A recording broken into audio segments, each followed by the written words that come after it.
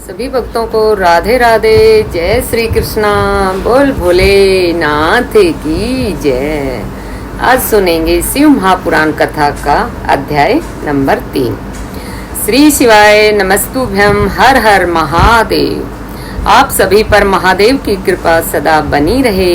इससे पहले का अध्याय सुनने के लिए और कमेंट करने के लिए आपका बहुत बहुत धन्यवाद है। आज सुनिए शिव महापुराण कथा में आगे का वृत्तांत, जिसमें शिवलिंग की स्थापना और पूजन विधि का विस्तार पूर्वक वर्णन किया गया है। ऋषियों ने पूछा, सूत जी, शिवलिंग की स्थापना कैसी करनी चाहिए तथा उसकी पूजा कैसे करें, किस काल में तथा किस द्रव्य द्वारा करनी चाहिए। सूत जी ने कहा, महर्षियों, मैं तुम लोगों के लिए इस विषय का वर्णन करता हूँ, इसे ध्यान से सुनो और समझो।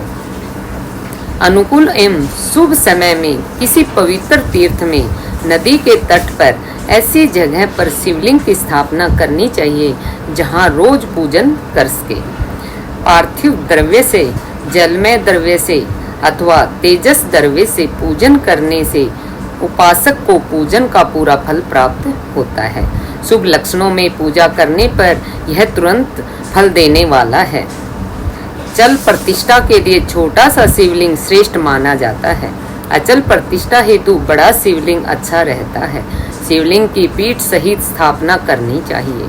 शिवलिंग की पीठ गोल, चौकोर, त्रिकोण अथवा खाट के पाए की भांति ऊपर नीचे मोटा और बीच में पतला होना चाहिए। ऐसा लिंग पीठ महान फल देने वाला होता है।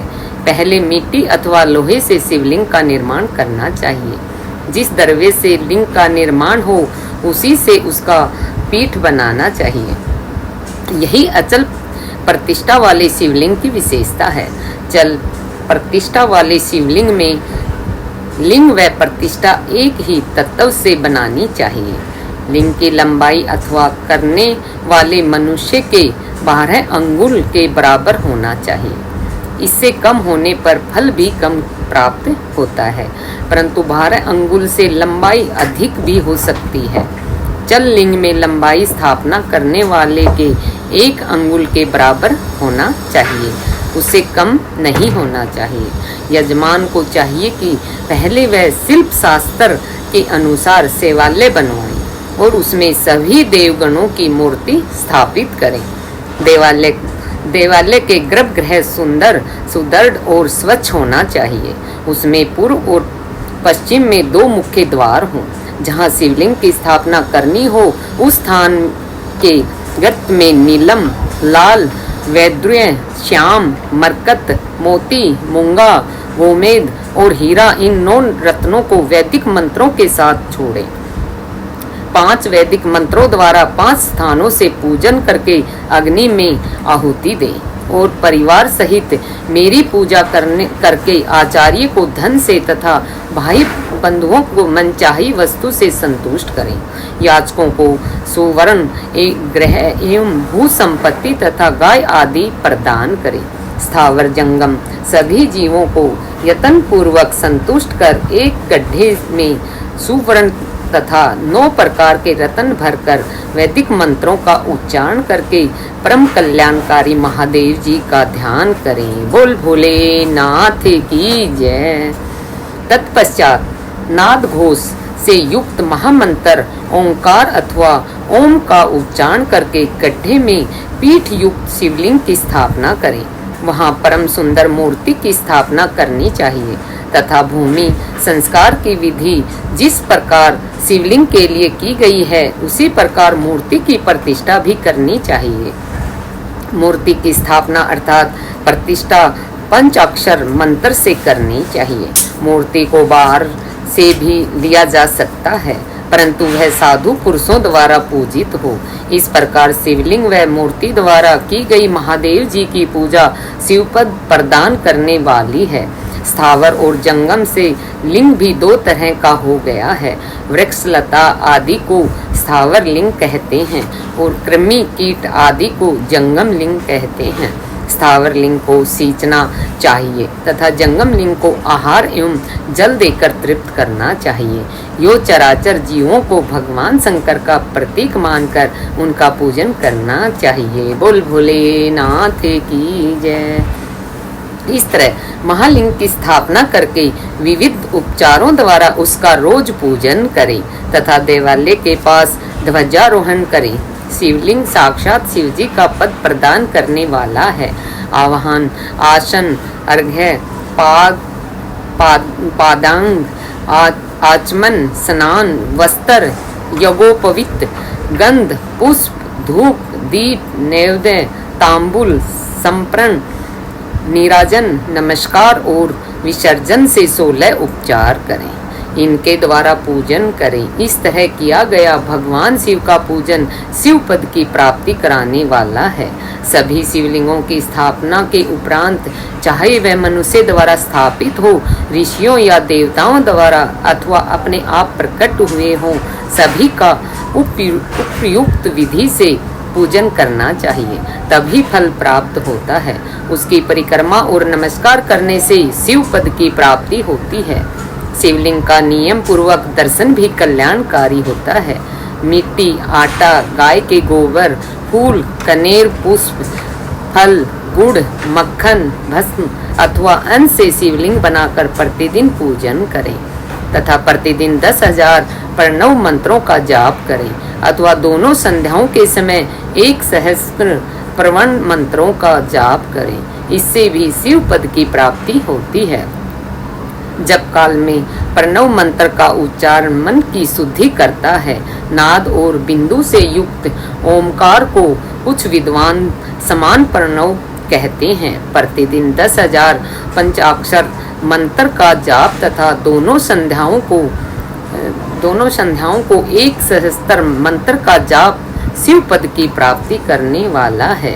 सभी ब्राह्मणों के लिए प्रणव से युक्त पंचाक्षर मंत्र अति फलदायक है। कलश से किया गया स्नान, मंत्र की दीक्षा,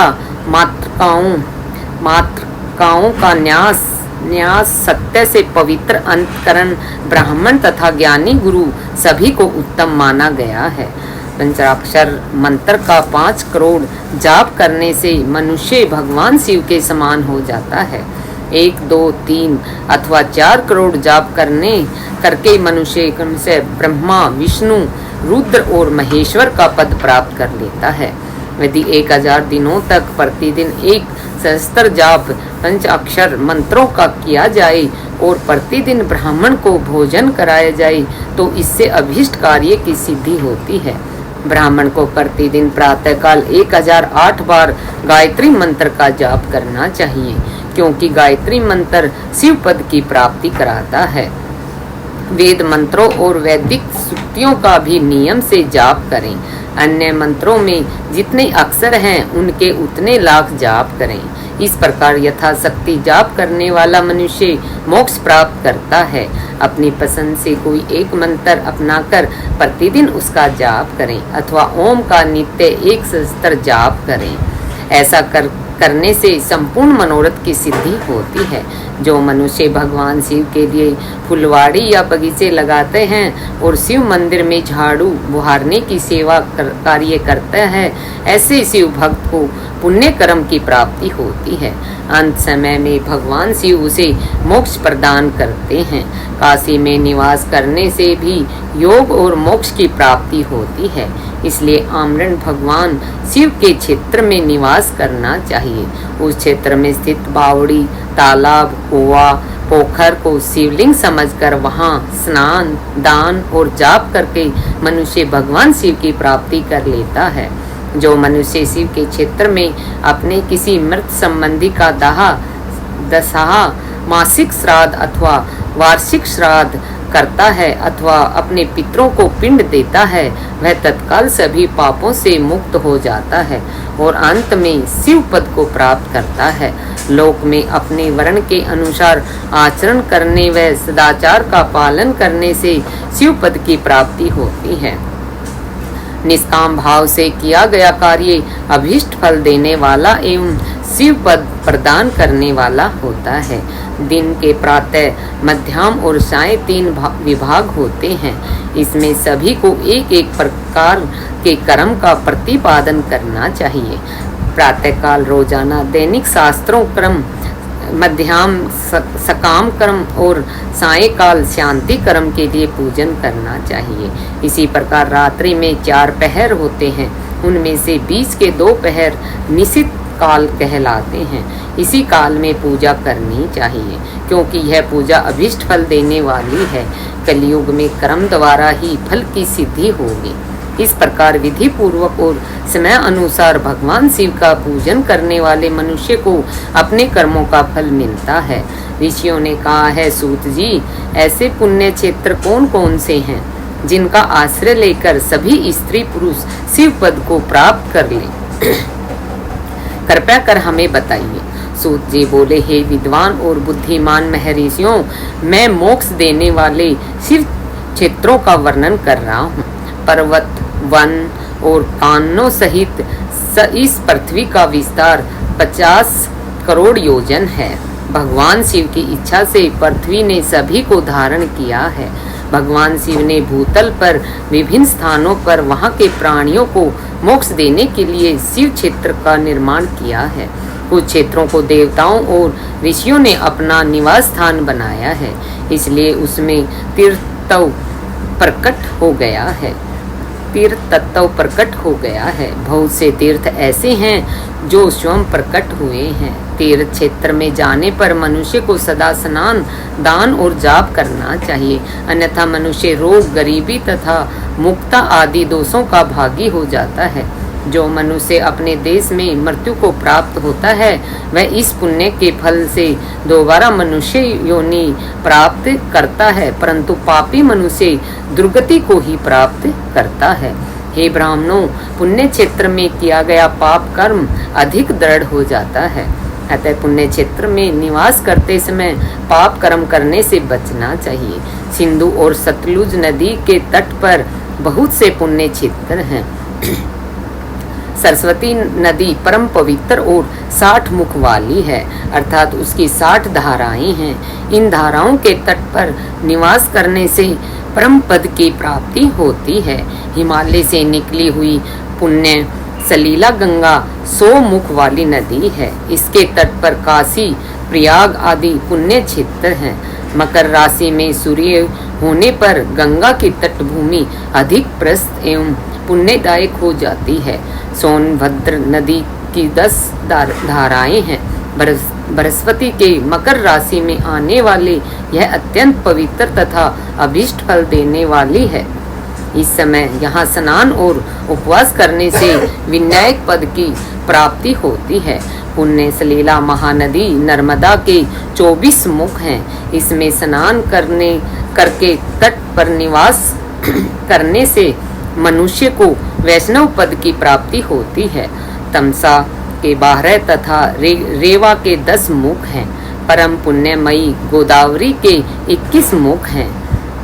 यह ब्रह्म हत्या तथा गोवध पाप का नाश करने वाली एवं रुद्रलोक देने वाली है। कृष्ण वैनी नदी समस्त पापों का नाश करने वाली है। इसके 18 मुख हैं तथा यह विष्णु लोक प्रदान करने वाली है।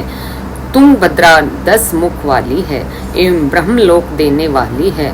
सुवर्ण मुखरी के 9 मुख हैं। ब्रह्मलोक से लौटे जीव इसी नदी के तट पर जन्म लेते हैं। सरस्वती नदी, पंपा सरोवर, कन्याकुमारी, अंतरीप तथा शुभकारक श्वेत नदी सभी पुण्य क्षेत्र हैं। इनके तट पर निवास करने से इंद्रलोक की प्राप्ति होती है। महानदी कावेरी परम पुण्यमयी है। इसके 27 मुख हैं। यह संपूर्ण अभीष्ट वस्तुओं को देने वाली है। इसके तट ब्रह्मा विष्णु का पद देने वाले हैं। कावेरी के जो तट शैव क्षेत्र के अंतर्गत हैं, वे अभीष्ट फल तथा शिवलोक प्रदान करने वाले हैं। नेमी सारण्य तथा बद्रिका आश्रम में सूर्य और बृहस्पति के मेष राशि में आने पर स्नान और पूजन करने से ब्रह्मलोक की प्राप्ति होती है। सिंह और कर्क राशि में सूर्य की संक्रांति होने पर सिंधु नदी में किया गया स्नान तथा केदार तीर्थ के फल का पान एवं स्नान ज्ञानदायक माना जाता है। बृहस्पति के सिंह राशि में स्थित होने पर भाद्र मास में गोदावरी के जल में स्नान करने से शिवलोक की प्राप्ति होती है। एवं स्वयं भगवान शिव ने कहा था, सूर्य और बृहस्पति के कन्या राशि में स्थित होने पर यमुना और सोनभद्र में स्नान से धर्मराज और गणेश लोक में महान भोग की प्राप्ति होती है। ऐसी महर्षियों की मान्यता है कि सूर्य और बृहस्पति के तुला राशि में होने पर कावेरी नदी में स्नान करने से मनुष्य विष्णु के वचन की महिमा से अभीष्ट फल की प्राप्ति होती है। मार्गशीर्ष माह में सूर्य और बृहस्पति के वृश्चिक राशि में आने पर नर्मदा में स्नान करने से विष्णु पद की प्राप्ति होती है। सूर्य और बृहस्पति के धनु राशि में होने पर सुवर्णमुखी नदी में किया गया स्नान शिवलोक प्रदान करने वाला है। मकर राशि में सूर्य और बृहस्पति के माघ मास में होने पर गंगा जी में किया गया स्नान शिवलोक प्रदान कराने वाला है। शिवलोक के पश्चात ब्रह्मा और विष्णु स्थानों में सुख भोग कर अंत में मनुष्य ज्ञान की प्राप्ति होती है। माघ मास में सूर्य के कुंभ राशि में होने पर फागुन मास में गंगा तट पर किया गया श्राद्ध, पिंडदान अथवा तिलोदक दान पिता और नाना दोनों कुलों के पितरों की अनेकों पीढ़ियों का उद्धार करने वाला है। गंगा व कावेरी नदी का आश्रय लेकर तीर्थवास करने से पाप का नाश हो जाता है। ताम्रपर्णी और वेगवती नदियां ब्रह्मलोक की प्राप्ति रूप फल देने वाली है। इसके तट पर स्वर्गदायक क्षेत्र हैं। इन नदियों के मध्य में बहुत से पुण्य क्षेत्र हैं। यहाँ निवास करने वाले मनुष्य अभीष्ट फल का भागी होता है। सदाचार, उत्तम वर्ती तथा सद्भावना के साथ मन में दया भाव रखते हुए विद्वान पुरुष को तीर्थ में निवास करना चाहिए, अन्यथा उसे फल नहीं मिलता। पुण्य क्षेत्र में जीवन बिताने का निश्चय करने पर तथा वास करने पर पहले का सारा पाप तत्काल नष्ट हो जाएगा, क्योंकि पुण्य को ऐश्वर्यदायक कहा जाता है। हे ब्राह्मणों, तीर्थ में वास करने पर उत्पन्न पुण्य कायिक, वाचिक और मानसिक सभी पापों का नाश कर देता है। तीर्थ में किया गया मानसिक पाप कई कल्पों तक पीछा नहीं छोड़ता, यह केवल ध्यान से ही नष्ट हो जाता है। वाचिक पाप जाप से तथा कायिक पाप शरीर को सुखाने जैसे कठोर तप से नष्ट हो जाता है। अतः सुख चाहने वाले पुरुष को देवताओं की पूजा करते हुए और ब्राह्मणों को दान देते हुए पाप से बचकर ही तीर्थ में निवास करना चाहिए। ऋषियों ने कहा, सूत जी, आप हमें वह सदाचार सुनाएं जिसमें विद्वान पुरुष पुण्य लोकों पर विजय पाता है। स्वर्ग प्रदान करने वाले धर्म्य तथा नरक का नष्ट देने वाले अधर्म्य आचारों का वर्णन कीजिए। सूत जी बोले, सदाचार का पालन करने वाला मनुष्य ही ब्राह्मण कहलाने का अधिकार है। वेदों के अनुसार आचार का पालन करने वाले एवं वेद के अभ्यासी ब्राह्मण को विप्र कहते हैं। सदाचार, वेदाचार तथा विद्या गुणों से युक्त होने पर उसे द्विज कहते हैं। वेदों का कम आचार तथा कम अध्ययन करने वाले एवं राजा के पुरोहित अथवा सेवक ब्राह्मण को क्षत्रिय ब्राह्मण कहते हैं। जो ब्राह्मण कृषि या वाणिज्य कर्म करने वाला है तथा ब्राह्मणोचित आचार का भी पालन करता है, वह वैसे ब्राह्मण है। तथा स्वयं खेत जोतने वाला शूद्र ब्राह्मण कहलाते हैं। जो दूसरों के दोष देखने वाला तथा परद्रोही है, उसे चांडाल द्विज कहते हैं। क्षत्रियों में जो पृथ्वी का पालन करता है वह राजा है तथा अन्य मनुष्य राजतत्वहीन क्षत्रिय माने जाते हैं। जो धान्य आदि वस्तुओं का क्रय विक्रय करता है वह वैश्य कहलाता है। दूसरों को वाणिक कहते हैं। जो ब्राह्मणों, क्षत्रियों और वैश्यों की सेवा में लगा रहता है वो शूद्र कहलाता है। जो शूद्र हल जोतता है उसे वर्षल समझना चाहिए।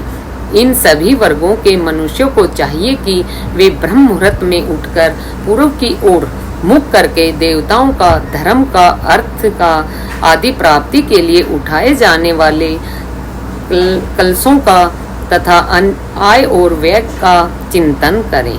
रात के अंतिम पहर के मध्य भाग में मनुष्य को उठकर मल मूत्र त्याग करना चाहिए। घर से बाहर शरीर को ढक कर जाकर उत्तराभिमुख होकर मल मूत्र का त्याग करें। जल, अग्नि, ब्राह्मण तथा देवताओं का स्थान से बचाकर बैठें तथा उठने पर उस ओर न देखें। हाथ पैरों की शुद्धि करके 8 बार कुल्ला करें। किसी वृक्ष के पत्ते से दातून करें। दातून करते समय तर्जनी उंगली का उपयोग नहीं करें। तदंतर जल संबंधी देवताओं को नमस्कार कर मंत्र पाठ करते हुए जलाशय में स्नान करें। यदि कंठ तक या कमर तक का पानी में खड़े होने की शक्ति न हो तो घुटने तक जल में खड़े होकर ऊपर जल छिड़क कर मंत्रों उच्चारण करते हुए स्नान कर तर्पण करें। इसके उपरांत वस्त्र धारण कर उत्तरीय भी धारण करें। नदी अथवा तीर्थ में स्नान करने पर उतारे हुए वस्त्र वहां न धोएं।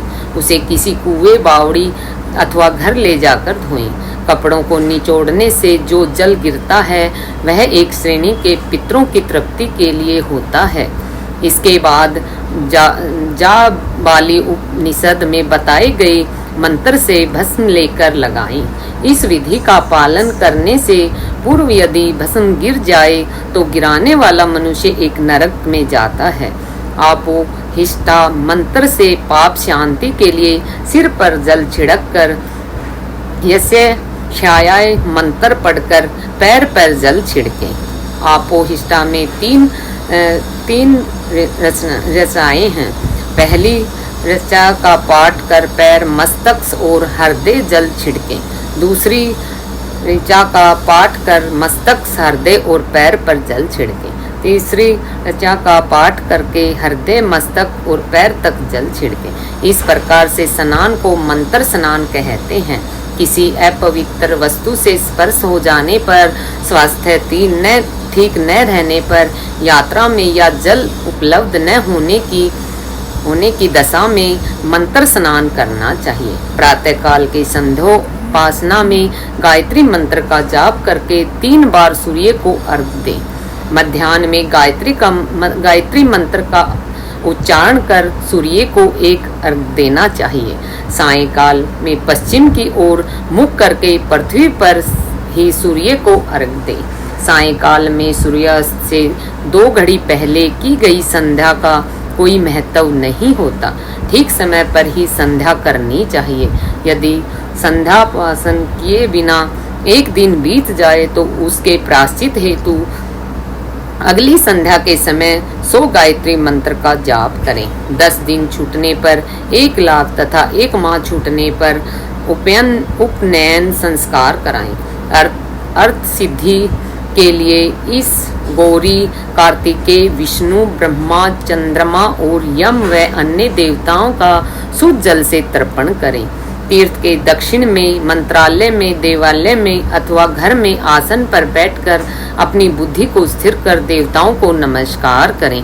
प्रणव मंत्र का जाप करने के पश्चात गायत्री मंत्र का जाप करें। प्रणव के ए, उ और मैं तीनों अक्षरों में जीव और ब्रह्मा की एकता का प्रतिपादन होता है। अतः प्रणव मंत्र का जाप करते समय मन में यह भावना होनी चाहिए कि हम तीनों लोकों की सृष्टि करने वाले ब्रह्मा, पालन करने वाले विष्णु तथा संहार करने वाले रुद्र की उपासना कर रहे हैं।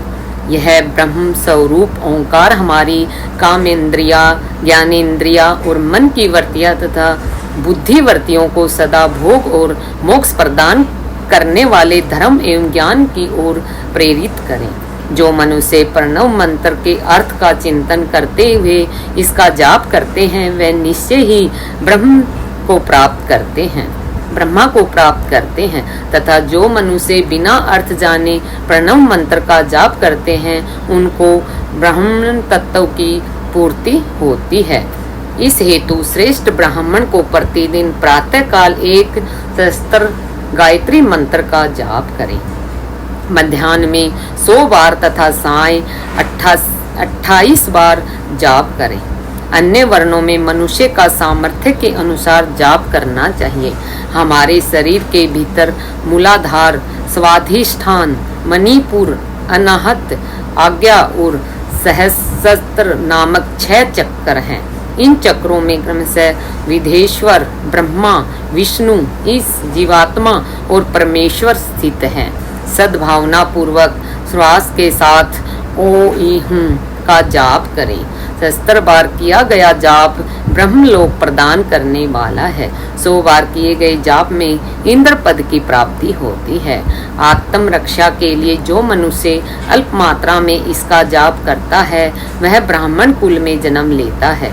12 लाख गायत्री का जाप करने वाला मनुष्य ब्राह्मण कहा जाता है। जिस ब्राह्मण ने 1 लाख गायत्री का जाप न किया हो उसे वैदिक कार्यों में न लगाएं।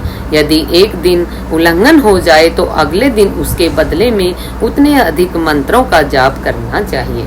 ऐसा करने से दोषों की शांति होती है, धर्म से अर्थ की प्राप्ति होती है, अर्थ से भोग सुलभ होता है, भोग से वैराग्य की संभावना होती है, धर्म पूर्वक उपार्जित धन से भोग प्राप्त होता है, उससे भोगों के प्रति आसक्ति उत्पन्न होती है। मनुष्य धर्म से धन पाता है एवं तपस्याओं से दिव्य रूप प्राप्त करता है। कामनाओं का त्याग करने से अंतःकरण की शुद्धि होती है, उस शुद्धि से ज्ञान का उदय होता है। सतयुग में तप तथा कलयुग में दान को धर्म का अच्छा साधन माना गया है। सतयुग में ध्यान से, त्रेता में तपस्या से और द्वापर में यज्ञ करने से ज्ञान की सिद्धि होती है, परंतु कलयुग में प्रतिमा की पूजा से ज्ञान लाभ होता है। अधर्म हिंसात्मक और दुख देने वाला है। धर्म से मुक्त सुख व अभ्युदय की प्राप्ति होती है। दुराचार से दुख तथा सदाचार से सुख मिलता है। अतः भोग और मोक्ष की सिद्धि के लिए धर्म का उपार्जन करना चाहिए। किसी ब्राह्मण को 100 वर्ष के जीवन निर्वाह की सामग्री देने पर ही ब्रह्मलोक की प्राप्ति होती है। एक सहस्त्र चंद्रायन व्रत का अनुष्ठान ब्रह्मलोकदायक माना जाता है। दान देने वाला पुरुष जिस देवता को सामने रखकर दान करता है अथवा जिस देवता को वह दान द्वारा प्रसन्न करना चाहता है उसी देवता का लोक उसे प्राप्त होता है। धनहीन पुरुष तपस्या कर अक्षय सुख को प्राप्त कर सकता है। ब्राह्मण को दान ग्रहण कर तथा यज्ञ करके धन का अर्जन करना चाहिए। क्षत्रिय बाहुबली से तथा वैश्य कृषि एवं गो रक्षा से धन का उपार्जन करना चाहिए। इस प्रकार न्याय से उपार्जित धन को दान करने से दाता को ज्ञान की सिद्धि प्राप्त होती है एवं ज्ञान से ही मोक्ष प्राप्ति सुलभ होती है। गृहस्थ मनुष्य को धन धान्य आदि सभी वस्तुओं का दान करना चाहिए। जिसके अन्न को खाकर मनुष्य तथा स्वर्ण तथा सद्कर्म का पालन करता है तो उसका आधा फल दाता को मिलता है। दान लेने वाले मनुष्य को दान में प्राप्त वस्तु का दान तथा तपस्या द्वारा पाप की शुद्धि करनी चाहिए। उसे अपने धन की 3 भाग करने चाहिए, एक धर्म के लिए, दूसरा वृद्धि के लिए और तीसरा उपभोग के लिए। धर्म के लिए रखे गए धन से नित्य निमित्त और इच्छित कार्य करें। वृद्धि के लिए रखे धन से ऐसा व्यापार करें जिससे धन की प्राप्ति हो तथा उपभोग के धन से पवित्र भोगें। खेती से प्राप्त धन का 10वां भाग दान करते, इससे पाप की शुद्धि होती है। वृद्धि के लिए किए गए व्यापार से प्राप्त धन का 6वां भाग दान देना चाहिए।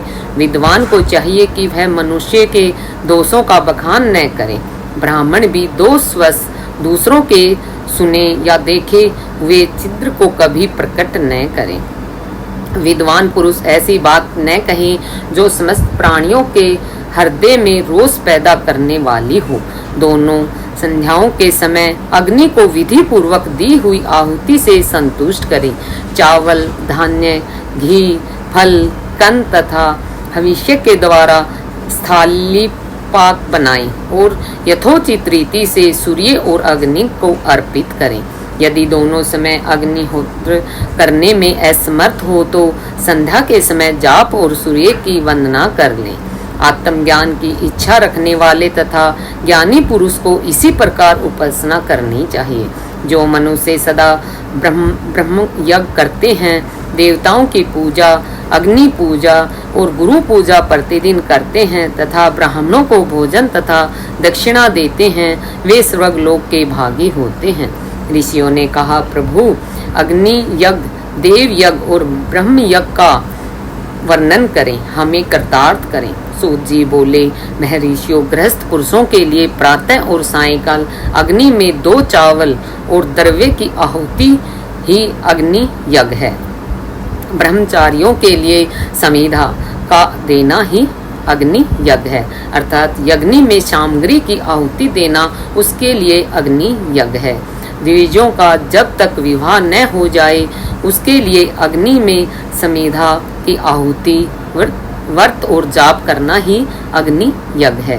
द्विजों जिसमें अग्नि को विसर्जित कर उसे अपनी आत्मा में स्थापित कर लिया है, ऐसे वानप्रस्थियों और सन्यासियों के लिए यही अग्नि यज्ञ है कि वे समय पर हितकर और पवित्र अन्न का भोजन कर लें।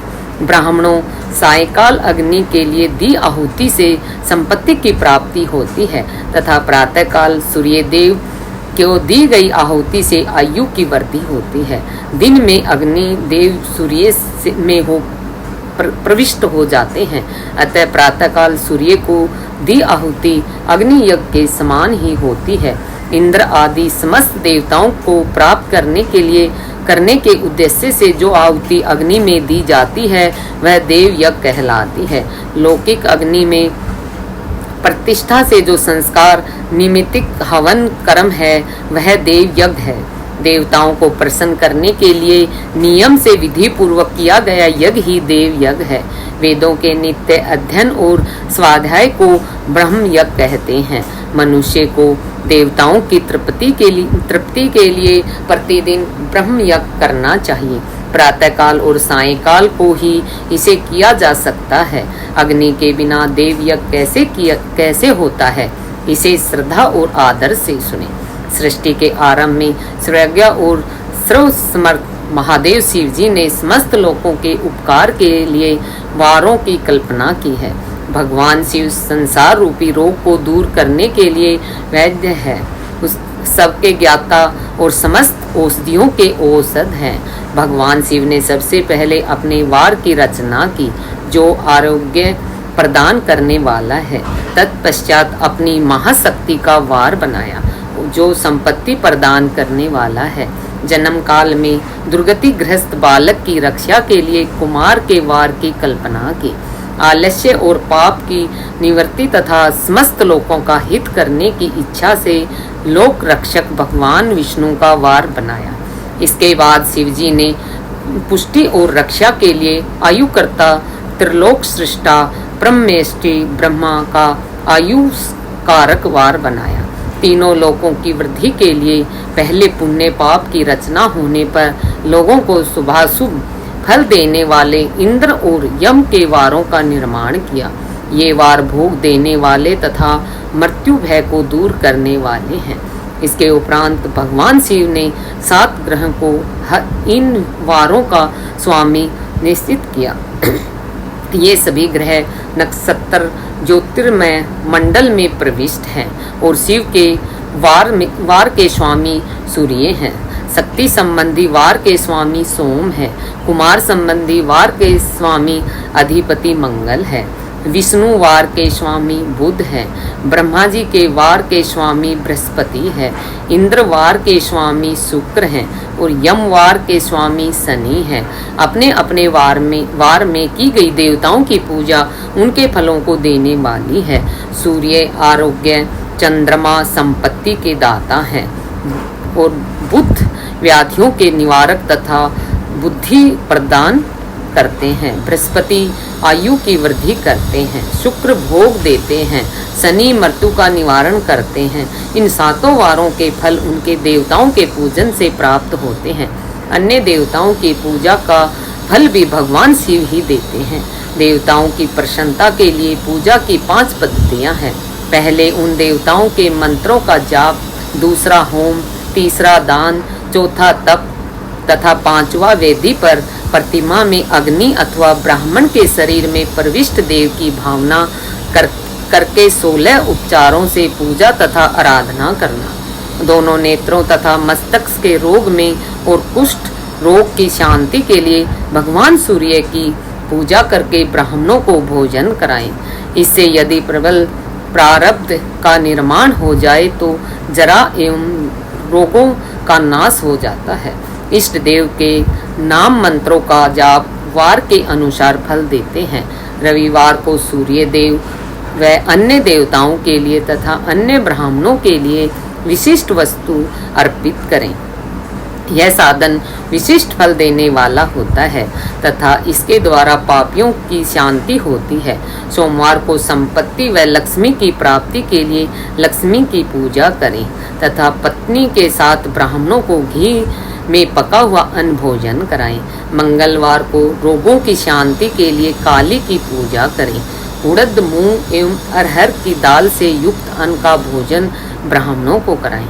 बुधवार को दधि युक्त अन्न से भगवान विष्णु का पूजन करें। ऐसा करने से पुत्र मित्र की प्राप्ति होती है।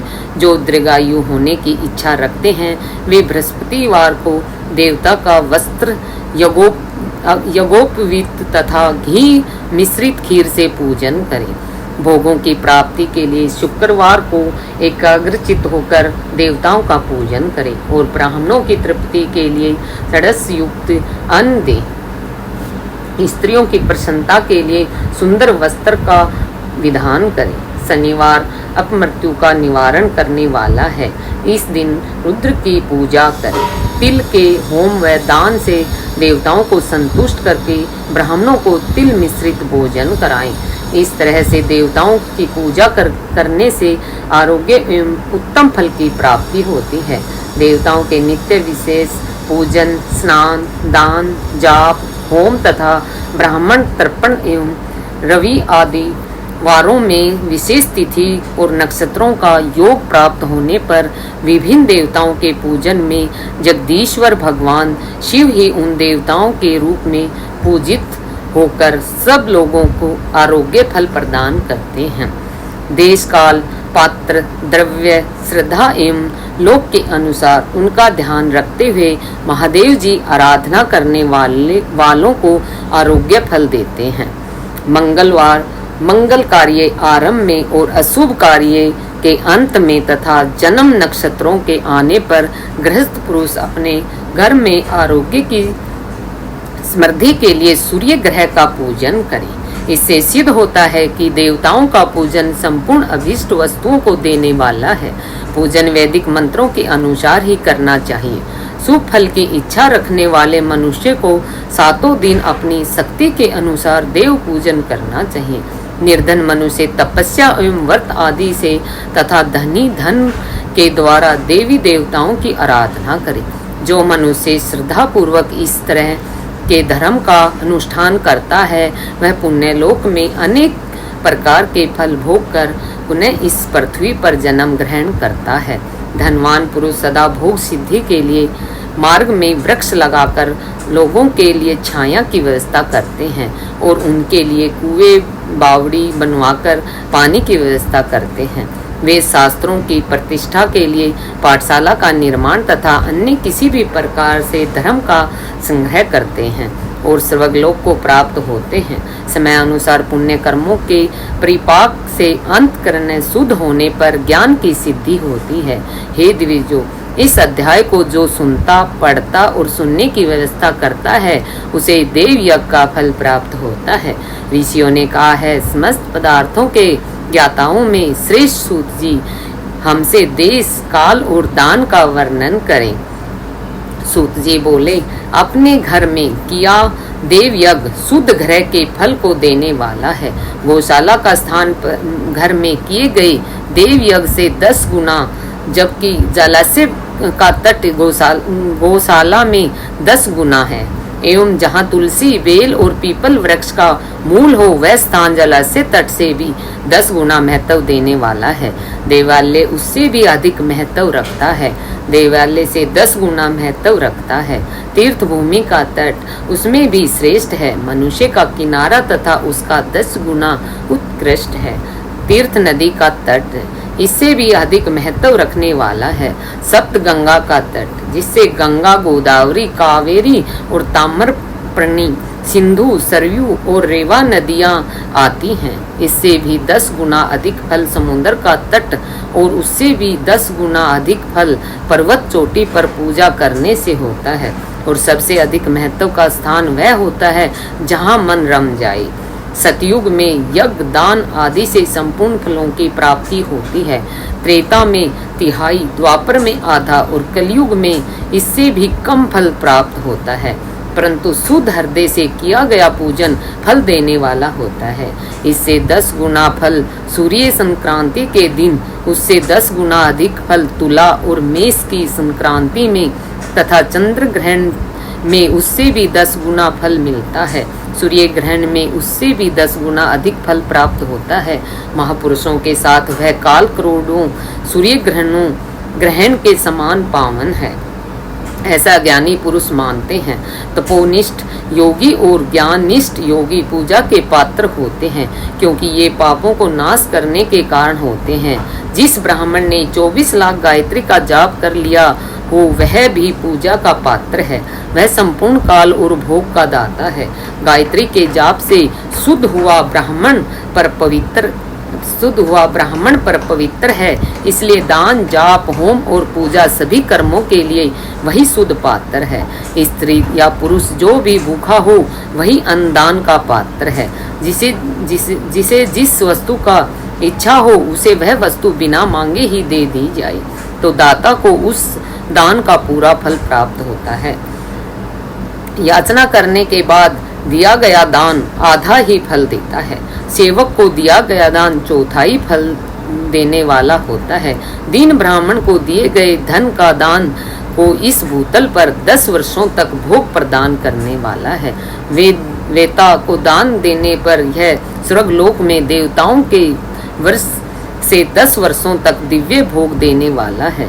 गुरु दक्षिणा में प्राप्त धन शुद्ध और द्रव्य कहलाता है। इसका दान संपूर्ण फल देने वाला है। क्षत्रियों का शौर्य से कमाया हुआ, वैश्यों को व्यापार से आया हुआ और शूद्रों को सेवावृत्ति से प्राप्त किया धन उत्तम द्रव्य है।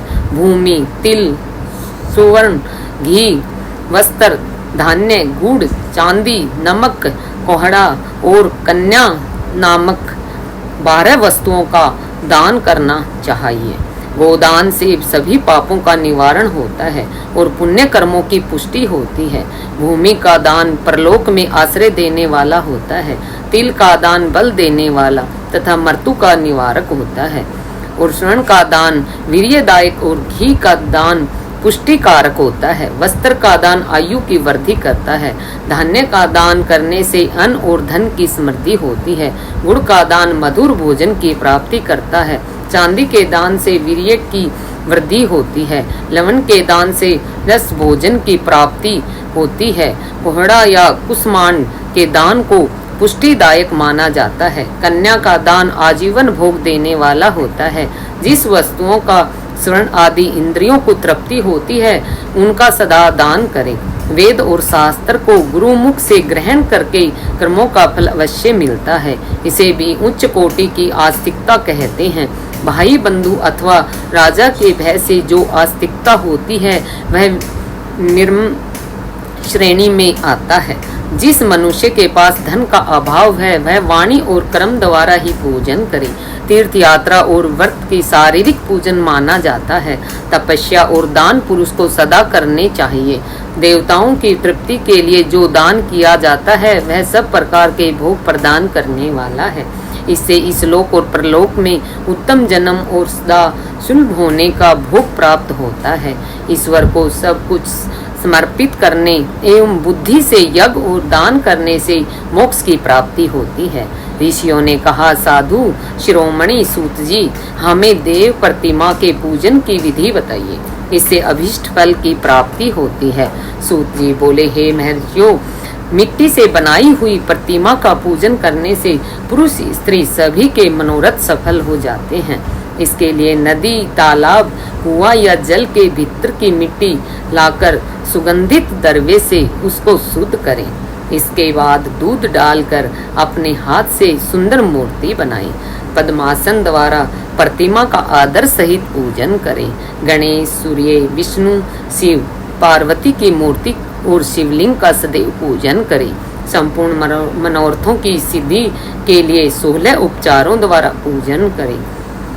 किसी मनुष्य द्वारा स्थापित शिवलिंग पर एक सेर नैवेद्य से पूजन करें। देवताओं द्वारा स्थापित शिवलिंग को 3 सेर नैवेद्य से अर्पित करें तथा स्वयं प्रकट हुए शिवलिंग का पूजन 5 सेर नैवेद्य से करें। इससे अभीष्ट फल की प्राप्ति होती है। इस प्रकार सहस्त्र बार पूजन करने से सत्यलोक की प्राप्ति होती है। 12 अंगुल चौड़ा और 25 अंगुल लंबा यह लिंग का प्रमाण है और 15 अंगुल ऊंचा लोहे या लकड़ी के बनाए हुए पत्थर का नाम शिव है। इसके अभिषेक से आत्म शुद्धि, गंध चढ़ाने से पुण्य और नैवेद्य चढ़ाने से आयु तथा धूप देने से धन की प्राप्ति होती है। दीप से ज्ञान और तांबुल से भोग मिलता है। अतः स्नान आदि 6 पूजन के अंगों को अर्पित करें। नमस्कार और जाप संपूर्ण अभिष्ट फलों को देने वाले हैं। भोग और मोक्ष की इच्छा रखने वाले लोगों को पूजा के अंत में सदा जाप और नमस्कार करना चाहिए। जो मनुष्य जिस देवता की पूजा करता है वह उस देवता के लोक को प्राप्त करता है तथा उनके बीच के लोकों से उचित फल को भोगता है। हे महर्षियों, भूलोक में श्री गणेश पूजनीय है। शिवजी के द्वारा निर्धारित तिथि, वार, नक्षत्र में जो विधि सहित इनकी पूजा करता है उसके सभी पाप एवं शोक दूर कर देते हैं और वह अभीष्ट फलों को पाकर मोक्ष को प्राप्त होता है। यदि मध्याह्न के बाद तिथि का आरंभ होता है तो रात्रि तिथि का पूर्व भाग पितरों के श्राद्ध आदि के कर्म के लिए उत्तम होता है तथा बाद का भाग दिन के समय देव कर्म के लिए अच्छा होता है। वेदों में पूजा शब्द को ठीक प्रकार से परिभाषित नहीं किया गया है। पू का अर्थ है भोग और फल की सिद्धि जिस क्रम में संपन्न होती है उसका नाम पूजा है। मनोवांछित वस्तु तथा ज्ञान अभिष्ट वस्तुएं हैं। लोक और वेद में पूजा शब्द का अर्थ विख्यात है। नित्य कर्म और भविष्य में फल देने वाले होते हैं। लगातार पूजन करने से शुभ कामनाओं की पूर्ति होती है तथा पापों का क्षय होता है। इसी प्रकार श्री विष्णु भगवान तथा अन्य देवताओं की पूजा उन देवताओं के वार, तिथि, नक्षत्र और ध्यान में रखते हुए तथा 16 उपचारों से पूजन एवं भजन करने से अभीष्ट फल की प्राप्ति होती है। शिवजी सभी मनोरथ को पूर्ण करने वाले हैं। महाआद्या नक्षत्र अर्थात माँ कृष्णा चतुर्थी को शिवजी का पूजन करने से आयु की वृद्धि होती है। ऐसे ही और भी नक्षत्रों, मनुष्य और वारों में शिवजी की पूजा व भोजन, भोग और मोक्ष देने वाला है। कार्तिक मास में देवताओं का भजन विशेष फलदायक होता है। विद्वानों के लिए यह उचित है कि इस महीने में सब देवताओं का भजन करें। संयम और नियम से जाप, तप, हवन और दान करें, क्योंकि कार्तिक मास में देवताओं का भजन सभी दुखों को दूर करने वाला है। कार्तिक मास में रविवार के दिन जो सूर्य की पूजा करता है और तेल व कपास का दान करता है उसका कुष्ठ रोग भी दूर हो जाता है। जो अपने तन मन को जीवन पर्यंत शिव को अर्पित कर देता है उसे शिवजी मोक्ष प्रदान करते हैं। योनि और लिंग इन दोनों स्वरूपों में शिव स्वरूप से समाविष्ट होने के कारण वे जगत के जन्म निरूपण हैं और इसी नाते से जन्म की निवृत्ति के लिए शिवजी की पूजा का अलग विधान है। सारा जगत बिंदु, नाद, स्वरूप है, बिंदु शक्ति है और नाद शिव है। इसलिए सारा जगत शिव शक्ति स्वरूप ही है। नाद बिंदु का और बिंदु इस जगत का आधार है। आधार में ही आध्याय का समावेश अथवा लय होता है। सही यही सकलीकरण है। इस सकलीकरण की स्थिति में ही सृष्टि काल में जगत का आरंभ हुआ है। शिवलिंग बिंदु नाद स्वरूप है, अतः इसे जगत का कारण बताया गया है। बिंदु देव है और नाद शिव का, इनका संयुक्त रूप ही शिवलिंग कहलाता है। अतः जन्म के संकट से छुटकारा पाने के लिए शिवलिंग की पूजा करनी चाहिए। बिंदु रूपा देवी उमा माता है और नाद स्वरूप भगवान शिव पिता है। इन माता पिता के पूजित होने से परमानंद की प्राप्ति होती है। देवी उमा जगत की माता है और भगवान शिव जगत के पिता है। जो इनकी सेवा करता है उस पुत्र पर इनकी कृपा नित्य बढ़ती रहती है। वह पूजक पर कृपा कर उसे अपना आंतरिक ऐश्वर्य प्रदान करते हैं। अतः शिवलिंग को माता पिता का स्वरूप मानकर पूजा करने से आंतरिक आनंद की प्राप्ति होती है। भृग पुरुष रूप है और भृगा अर्थात शक्ति प्रकृति कहलाती है। पुरुष आदि गर्भ है क्योंकि वही प्रकृति का जनक है। प्रकृति में पुरुष का संयोग होने से होने वाली जन्म का उसका प्रथम जन्म कहलाता है। जीव पुरुष से बारंबार जन्म और मृत्यु को प्राप्त होता है। माया द्वारा प्रकट किया जाना ही उसका जन्म कहलाता है। जीव का शरीर जन्म काल से ही 6 विकारों से युक्त होता है, इसलिए इसे जीव की संख्या दी गई है। जन्म लेकर जो प्राणी विभिन्न पासों अर्थात बंधनों में पड़ता है वह जीव है। जीव पशुता के पास से जितना छूटने का प्रयास करता है उसे उतना ही उसमें उलझता जाता है। कोई भी साधन जीव को जन्म मृत्यु के चक्कर से मुक्त नहीं कर पाते। शिव के अनुग्रह से ही महामाया का प्रसाद जीव को प्राप्त होता है और मुक्ति मार्ग पर अग्रसर होता है। जन्म मृत्यु के बंधन से मुक्त होने के लिए श्रद्धा पूर्वक शिवलिंग का पूजन करना चाहिए। गाय के दूध, दही और घी को शहद और शक्कर के साथ मिलाकर पंचामृत तैयार करें तथा इन्हें अलग अलग भी रखें। पंचामृत से शिवलिंग का अभिषेक व स्नान करें। दूध व अन्न मिलाकर नैवेद्य तैयार कर प्रणव मंत्र का जाप करते हुए उसे भगवान शिव को अर्पित कर दें। प्रणव को धमनी लिंग, स्वयंभूलिंग और नाद स्वरूप होने के कारण नाद लिंग तथा बिंदु स्वरूप होने के कारण बिंदु लिंग के रूप में प्रसिद्धि प्राप्त है। अचल रूप में प्रतिष्ठित शिवलिंग को मकार रूप माना जाता है, इसलिए वह मकार लिंग कहलाता है। सवारी निकालने में उकार लिंग का उपयोग होता है। पूजा की दीक्षा देने वाले गुरु आचार्य विग्रह आकार का प्रतीक होने से आकार लिंग के 6 भेद हैं। इनका नित्य पूजा करने से साधक जीवन मुक्त हो जाता है। जय भोलेनाथ की। यह थी आज की संपूर्ण कथा। उम्मीद है कि आपको यह कथा पसंद आई होगी। आगे का वृत्तांत सुनने के लिए कृपया आप अगले अध्याय में जरूर सुनिएगा। बोल भोलेनाथ की जय। बोल मैया पार्वती की जय।